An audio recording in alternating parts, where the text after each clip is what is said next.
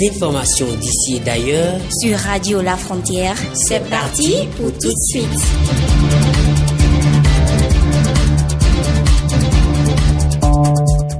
Radio La Frontière, le journal.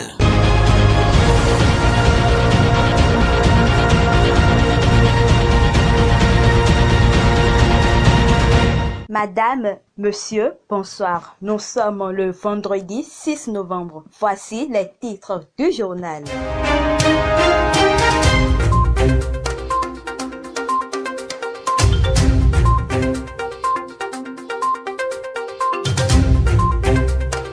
En Afrique de l'Ouest, la campagne électorale pour les présidentielles bat son plein au Burkina Faso avec la tenue de géants meetings par les différents candidats à la course, dont Zéphirin Diabré et Désiré Ouédraogo. Et en ce moment, la crise post-électorale est toujours tendue au pays de Alassane Ouattara après que la commission électorale ivoirienne a proclamé sa victoire avec plus de 94% des suffrages.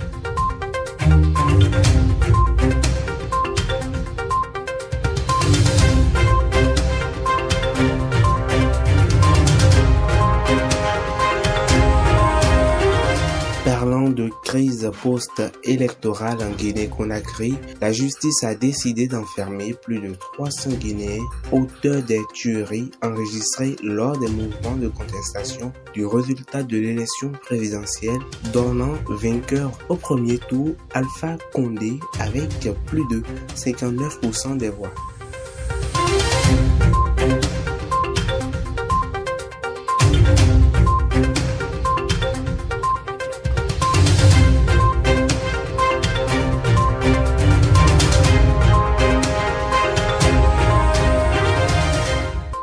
Le 45e président des États-Unis a donné le spectacle d'un dirigeant tentant de s'accrocher au pouvoir. Le républicain crie à la fraude et s'estime vainqueur d'une élection qui est encore en cours.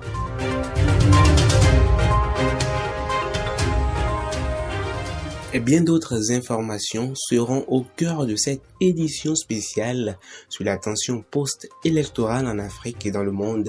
Merci de nous préférer.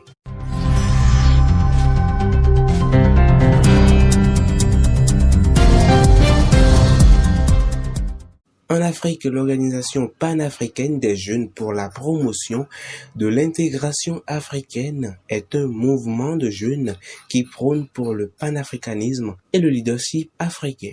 Eh bien, Jean-Paul, cette organisation présente au Mali et au Burkina Faso est en installation au Bénin. Le bien fondé de celle-ci est justifié par Dieudonné Lokui, représentant de cette institution au Bénin. L'organisation vise à regrouper la jeunesse, à inculquer dans la jeunesse toutes les notions du panafricanisme, c'est-à-dire les cultures africaines, à entretenir les cultures africaines, à permettre le brassage des cultures, à favoriser l'intégration, c'est-à-dire quand on dit par exemple la mondialisation, l'Afrique sera unie. Là, l'objectif principal, c'est les États-Unis d'Afrique. Comment faire pour que les jeunes en Afrique puissent se donner la main et puissent se mettre ensemble pour pouvoir gérer l'Afrique, pour pouvoir se prendre en charge, pour pouvoir organiser les activités de l'Afrique.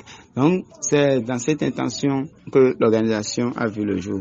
Revoir la forme et le fond d'un travail par une tierce personne permet d'éviter beaucoup d'erreurs. Au Bénin, l'une des entreprises qui s'occupe de cela était sur l'émission Plus près de vous de Radio La Frontière. Il s'agit de l'entreprise Relis-moi. Elle se spécialise dans la correction de tout type de documents pour plus d'efficacité et de ponctualité. Rolande Ogushina nous en parle.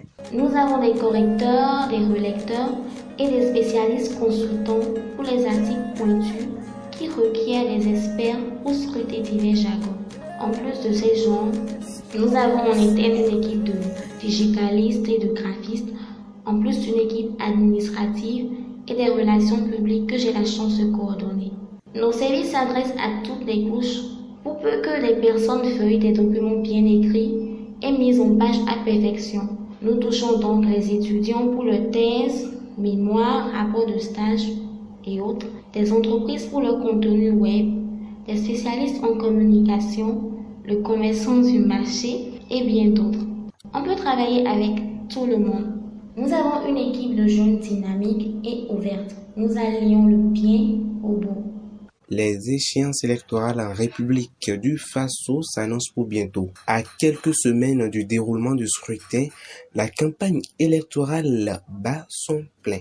Ouverte le 31 octobre 2020, la campagne électorale bat son plein dans la ville de Ouagadougou. Surtout en circulation, il est remarqué des affiches de certains partis politiques, ce qui donne l'impression que les mouvements d'action se déroulent dans la ville. Mais dans les quartiers généraux de certains partis, les choses semblent aller lentement. Si pour certains, la campagne bat son plein à travers des meetings, d'autres estiment que cette campagne ne les concerne pas car elle est venue au contraire pour ralentir leurs activités. Le week-end écoulé, le mouvement Agir Ensemble, qui soutient Kadri Désiré Ouedraogo, a organisé son meeting de lancement de la campagne électorale. Occasion pour les militants et sympathisants du mouvement de témoigner leur engagement à accompagner Désiré Ouedraogo à Kosiam. La campagne électorale s'est déroulée à Kaya,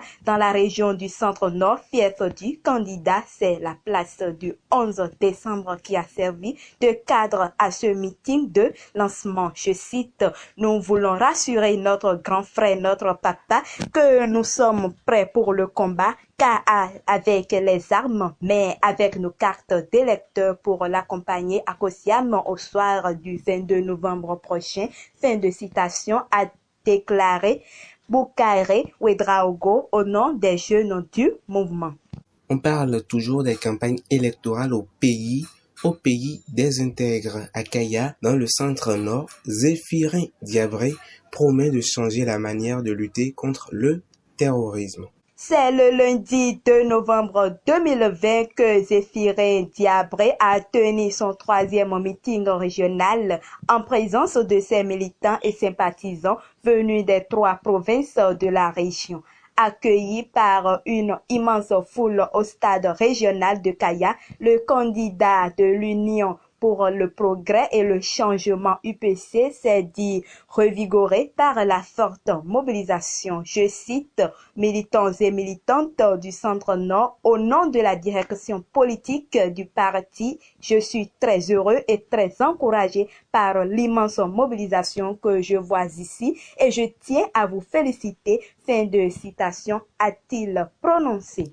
De violentes manifestations s'observent jusqu'à ce jour en Guinée-Conakry après l'élection présidentielle dernière. L'opposition continue de rejeter les résultats de la dernière élection présidentielle, donnant Alpha Condé vainqueur au premier tour avec 59,5% des voix. Face à la presse vendredi passé, Cellou Dalein Diallo, principale figure de proue de l'opposition, est proclamé deuxième avec 33,5% des voix, a réitéré son rejet des résultats et appelé les partisans de l'opposition à reprendre leurs manifestations cette semaine. À partir de mardi, nous allons reprendre les manifestations pacifiques dans les rues et les places publiques pour dénoncer le hold-up électoral en cours et exiger la reconnaissance de notre victoire,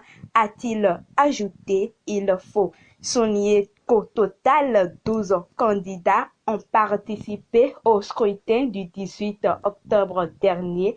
Un seul, Lave Souleymane Diallo, a reconnu la victoire du chef de l'État, Alpha Condé. Toujours à Conakry, le procureur envoie en détention préventive plus de 300 Guinéens pour 3 chefs d'inculpation. Alessandra. Longtemps annoncé et décrié par l'opposition et la coordination internationale, les auteurs des tueries post-électorales enregistrées en Guinée seront traqués et punis. Le procureur général de Conakry a fait le premier point depuis la mise en branle de la justice. Ainsi, lors de son point de presse aux allures de compte rendu, Mamadi Diawara convoquant à la Cour d'appel de Conakry informe qu'au moins 325 personnes ont été interpellées dans différentes affaires, dont le meurtre. Aucune surprise n'était attendue. Alassane Ouattara est annoncé vainqueur de l'élection présidentielle en Côte d'Ivoire avec 94% des voix. Tout à fait, Jean-Paul. La Commission électorale indépendante CEI l'a annoncé ce mardi 3 novembre. Un score massif de 94,27% et un taux de participation de 53,9% qui interroge aucun procès verbal des résultats n'ayant été affichés à la sortie des bureaux. La participation était le seul véritable enjeu après que les deux principaux opposants encore en lice, Henri Konan Bédié et Pascal Affinguessan, ont annoncé le boycottage du vote et appelé leurs militants à empêcher son déroulement. On prend une courte pause et on revient juste après.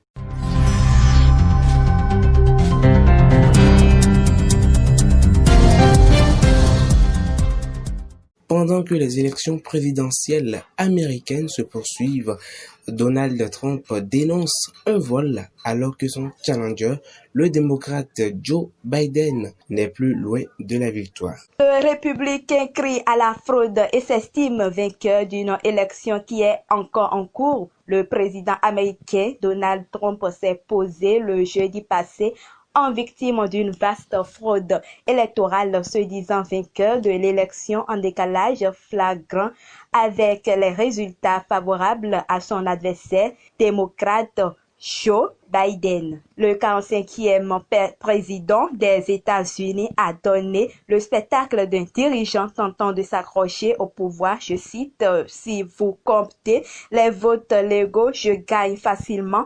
Si vous comptez les votes illégaux, ils peuvent essayer de nous voler l'élection. » Fin de citation, a-t-il lancé depuis la salle de presse de la Maison-Blanche. Alexandra Djitrenu, Joe Biden a tweeté en réponse à une allocution télévisée de son rival Donald Trump que personne de nous enlèvera notre démocratie, ni maintenant ni jamais.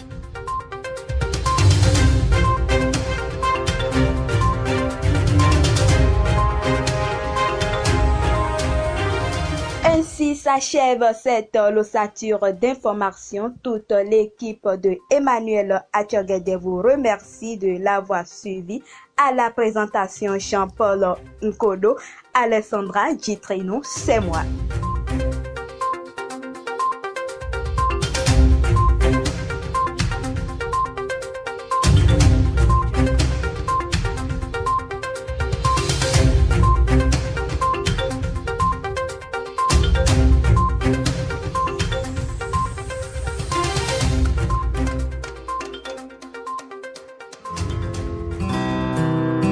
Tout de suite, l'espace publicitaire sur votre radio. JITESAL Bénin, la société spécialisée dans la conception des productions de l'information en informatique et en technologie, met à votre disposition plusieurs services. Conception de cartes de visite et cartes d'invitation, rédaction de tests d'anniversaire, couverture médiatique pour tout événement, publicité d'articles, assistance en entrepreneuriat, conception de badges, conception de sites web et initiation au commerce digital. Faites confiance à JITESAL Bénin en contactant les numéros suivants. Plus 229 91 99 08 23 ou encore plus 229 60 18 27 42. Communiquer. Une agence de communication digitale recrute des stagiaires dans le domaine de la communication digitale. Faites-vous recruter par l'agence de communication et obtenez des expériences qui vous ouvrent des nouvelles possibilités de carrière. Inscrivez-vous en joignant le numéro par WhatsApp plus 229 67 18 71 50.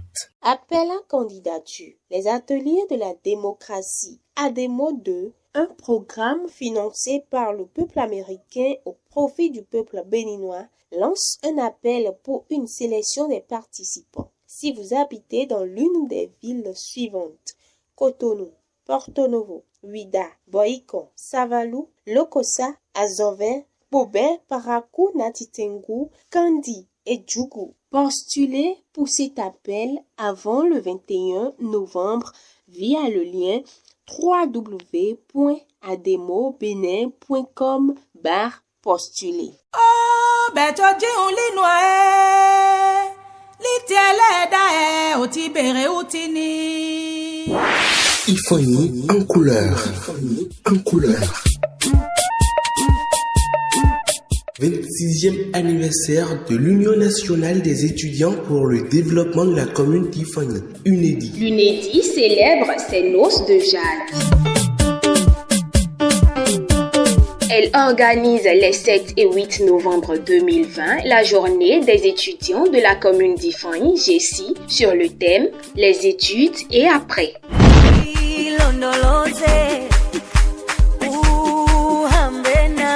Au programme, conférence débat, distinction des honorables de l'UNEDI, animation folklorique, jeu concours estudiantin, infoline 00229 67 33 04 111 ou le 96 25 83 02. Avec l'UNEDI, œuvrons pour le développement local et culturel.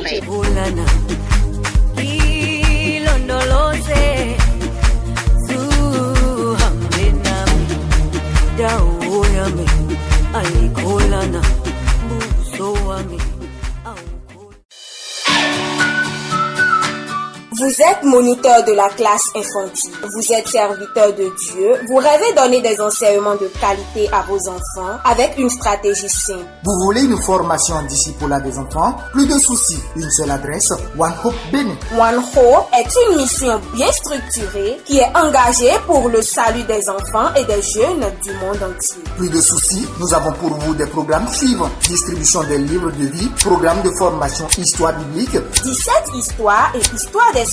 Leadership, ministère pour enfants. Nous sommes situés à Calavi-Zopa en quittant la mairie de Calavi pour Akasato. Premier vont pavé à droite après le carrefour supermarché du pont. 4e rue à gauche, 2e maison à droite. Pour plus de renseignements, contactez-nous pour 97 89 22 56 97 11 66 46.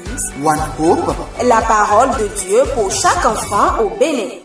Nous sommes pratiquement à la fin de l'émission. Votre mot de la fin, Rolanda. Nous vous remercions et nous espérons vivement que ceux qui nous suivent actuellement nous feront désormais confiance pour la relecture de leurs documents et pages web. Merci d'avoir été des nôtres. Faites simplement le meilleur choix. Ne cessez de faire la relecture de votre production, de vos documents, de votre travail. Ça peut être un mémoire, une thèse ou tout type de document. Appelez simplement l'entreprise Relis-moi. C'est donc la fin de cette émission. Merci de nous avoir suivis. À très bientôt.